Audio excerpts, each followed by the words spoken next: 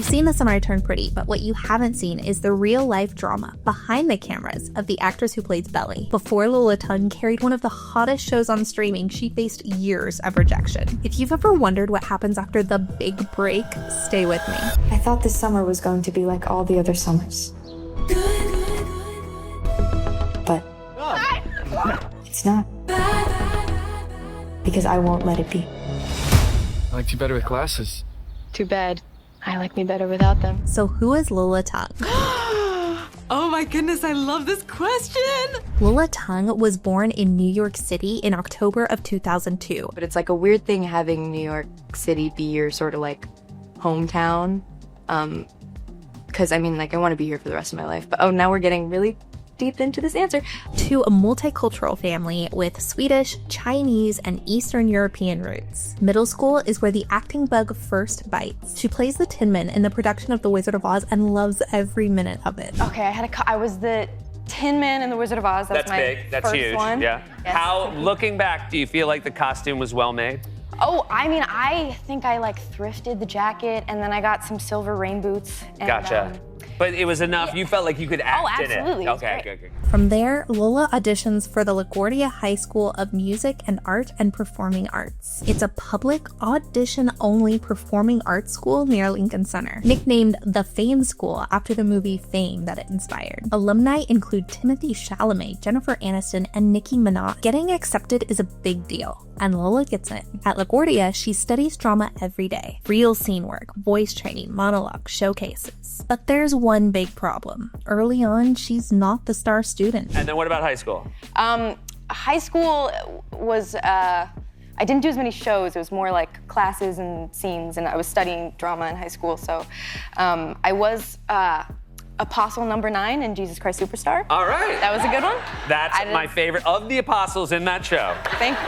Yeah. Lola doesn't make the cut for school musicals at first. She auditions and hears no again and again for years. Instead of giving up, she doubles down. She takes voice lessons, works scenes after class, and studies the craft. She stops relying on talent and starts relying on work. She treats no not as a verdict, but as feedback. This mindset is huge. How many of us give up when we think we're not good enough when really we just haven't worked hard enough? Years later, Lola will tell Teen Vogue that she's grateful for those rejections because they pushed her to level up. By senior year, that investment pays off. LaGuardia's graduating class performs a senior showcase for industry managers and agents. Because of pandemic restrictions, Lola's is virtual, just a video on a screen. But that video changes her life. A talent manager is so impressed they reach out. That connection will soon lead to her very first professional audition. With a manager now in her corner, Lola heads off to Carnegie Mellon's School of Drama, one of the most prestigious fine art schools in the US, known for producing Broadway and Hollywood talent.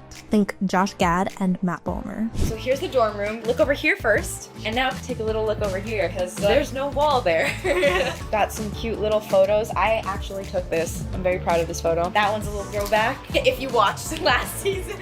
She's just a few months into her freshman year when an email arrives. It's an invitation to audition for a brand new Amazon Prime Video adaptation of Jenny Han's beloved YA novels. And I did read the books before we started filming, which was nice to then have that. Yes. The role, Isabel Belly Conklin, the lead. I need to find the person that I can be.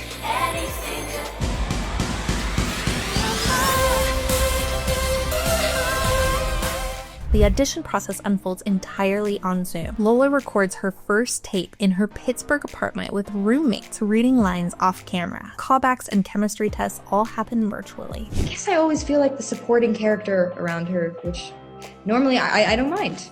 But Yeah, but it's your birthday. And then the call comes in. She books it. Her first professional audition. You had a very baller celebration when you found out you got this.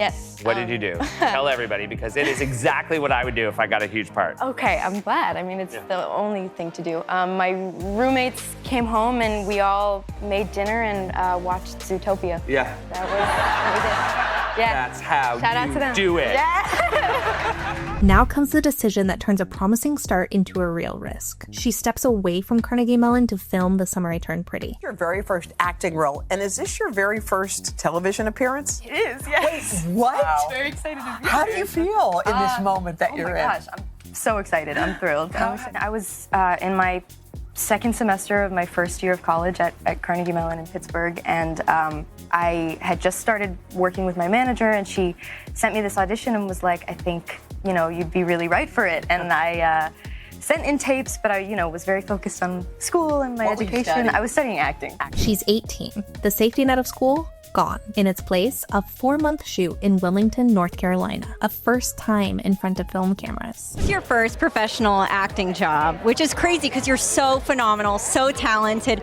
How was this role life-changing for you? I mean, in every way. This was my first professional job, and it kind of just skyrocketed everything, and I'm so grateful and will forever be grateful. And I've learned so much from being on the show and from playing Belly, so I feel very grateful. Feel a lot of love. And the pressure to carry a series with a passionate fandom. You can't hide in a show like this. If the lead doesn't work, nothing works. There's a lot of pressure, or it feels like there's a lot of pressure. And you want to make people happy. Yeah, exactly. And it feels like you sort of have to. I mean, part of it is just realizing that you can't. You can't make everybody happy. Jenny Han even updates Belly to be Asian American like Lola, making the part not just a role, but representation. How important it was to you to cast an Asian lead at the time, the pushback you got. I'm curious now, we're sat here for this junket on this show that's so loved globally now. From when you pitched that to this moment now, have you seen a sort of shift in the industry in terms of how they approach representation or how studios kind of approach bringing or adapting Asian stories for the screen? I think so. I mean, I remember when To All the Boys came out, it was in what people were calling Asian August because Crazy Rich Asians and Searching both came out within the same month. So there was a lot of conversation about that. So I think, and I remember friends telling me they were pitching stuff afterwards and saying they were able to point to All the Boys as a success with an Asian lead. So I think going into Summer I Turned Pretty, I knew that's something I wanted to do, and I was in a position to do it because we already had that first success with To All the Boys. The show premieres in June of 2022. The soundtrack, stacked with Taylor Swift songs, dominates social media. It never hurts to hear a Taylor Swift song played, underscoring your... The newly engaged Taylor Swift. Yeah! Yes. Congrats. Fan edits of the cast rack up millions of views. The Belly, Conrad, Jeremiah love triangle fills comment sections. I often get asked the classic, which team are you question? And you know what? I will always stand by my answer, Team Belly. Lola, are you Team Jeremiah or Team Conrad? I am Team Belly. I'm sorry if people get mad at me for that answer. Season 2 is greenlit before Season 1 finishes airing. Lola is everywhere. Her fame and imposter syndrome rise together. One of the first people to ever reach out to me, actually, which was really sweet, was Olivia Rodrigo. Oh, wow. She was so lovely and is so lovely. She speaks openly about curating her social media. I mean, I think sometimes that people can forget that people see what they're commenting and what they're writing online, and I'm appreciative of everybody's passion for the show, and all of their support and love means the world, but I think at the end of the day we have to remember, it is a show, and it's supposed to be a really positive space, and get that negativity out of here, Taking breaks from mental health. But there's also always the crazy anxious nerves in the back of my mind. And relying on mentors, especially Jenny Han, for separating the person from the persona. But first season, I had fractured my foot, and we were working really long hours, and I was sort of getting used to the routine of it all. It's a lot, when you're working 14-hour days or whatever, and I was having so much fun, but I think really not taking care of myself the way that I should have, and we were just talking, and she's been so supportive of me and of us, and was really there for me, and she's like, hey, maybe therapy it would be a good idea, and I was like, you know what, you're right. And it was a very good piece of advice. From the outside, she's unstoppable. Behind the scenes, she's uncertain. I was at home while my friends were at school, trying to figure out what my next steps are, she told Teen Vogue. There's a long stretch where she doesn't book anything. Add in the 2023 SAG-AFTRA strike, which delays production for season 3 of The Summer I Turned Pretty, and momentum feels fragile.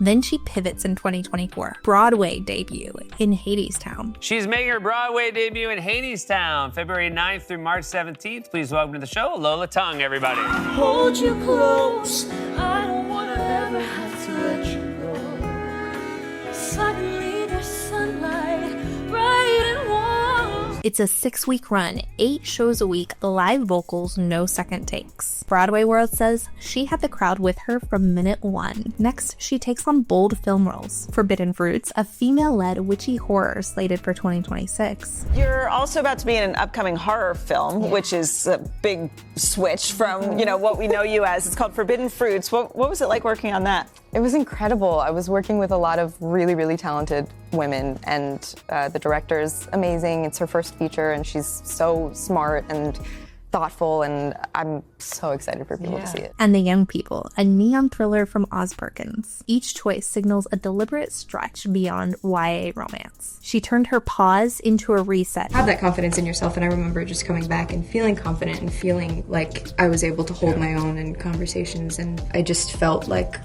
I'd grown a lot, and I felt like proud of the growth that I had done. To reemerge and broaden her range. And Lola isn't finished with Belly yet. Jenny Han announced that The Summer I Turned Pretty will conclude with a feature film, calling it the big milestone only a movie could give. We are very excited to celebrate a movie. I know. Crazy. 3 seasons and a movie. We heard that it might be happening for a while, but we really didn't know until very recently. Yeah, I feel very grateful that we all get to be back together again, and I think it's a little bit like we have no clue what it's gonna be, but I think Jenny has a first draft already, so maybe we'll find out soon. When the credits roll on The Summer I Turned Pretty, one thing is clear. And I will always love Conrad Fisher. Lola Tung's craft shaped the entire show. I think it's like more nerves about getting like the beats right. And telling the story right, and making sure you like hit whatever mark you need to hit. Right, so that, and not block light. Yeah, and totally. From season 1, critics zeroed in on her natural presence. Collidier says she sells every moment of Belly's story. I think she's very bold, and she will say the hard things, and I'm not good at that at all. Pop Culture Reviews calls her a breakout performer, compelling enough to be invested in every decision she makes. Jenny Han says she trusts Lola because she brought depth to Belly that they could build a series around. Jenny, how did you know Lola would be the perfect Belly? I just fell for her right away. I really did. And I thought, this is somebody that immediately captures your heart. And so I could really picture the audience falling for her too, and really being in for her journey. Christopher Briney, who plays Conrad, told Hollywood Reporter that her instincts in their most emotional scenes made it easy to forget the cameras are there. I'll link the video that I made about him here. Lola's ability to make every glance and pause feel real is a result of years of discipline. It's the hours of study when no one was watching. All of this, the critical acclaim, the respect from her peers, the feature films on the horizon, shows why Lola Tung isn't just a lucky actor who booked her first audition. She's an actor whose work ethic is visible on screen or stage. I do like to juggle to help me memorize. Okay, so tell me how that works in your brain. So you are juggling and... I don't know if it's just like the repetition of it that sort of helps So it. show me how you do it. Oh gosh, okay. That's okay. Oh, now I'm nervous. I know. No, there's no All right. pressure. Okay, this is amazing. You're very good. I can't believe it. From the outside, Lola's Tung career looks like a rocket ship, straight up, all at once. This is your first acting job ever. Yeah. And you're on a rocket ship. How does it feel? Oh my, it's wild and amazing, and I mean, I get to be on this rocket ship with some of the best people, so it's been really an incredible experience. But rockets don't start in the sky. They're built piece by piece where no one's watching. The years of rejection, voice lessons, and focus on her craft are the hidden hours that built her overnight success. Maybe your hidden hours look different. Late night practice, unglamorous work sessions, ideas that flop, they all count. They're the part no one claps for. And they're the part that makes everything else possible. So keep stacking the hours, and when the big break comes, people will call it overnight, but you'll know it was earned.